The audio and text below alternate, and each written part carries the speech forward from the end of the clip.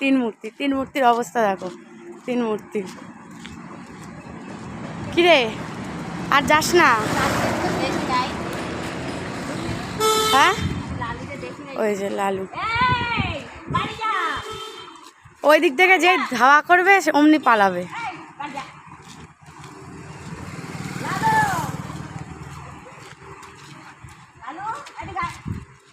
এমনি পালাবে ওই দিক দিয়ে যখন ধাওয়া করবে।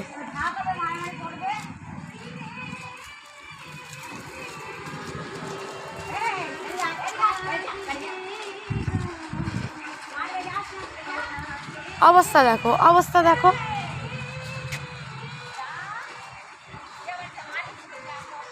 এই যে আর একটা চলে এসছে।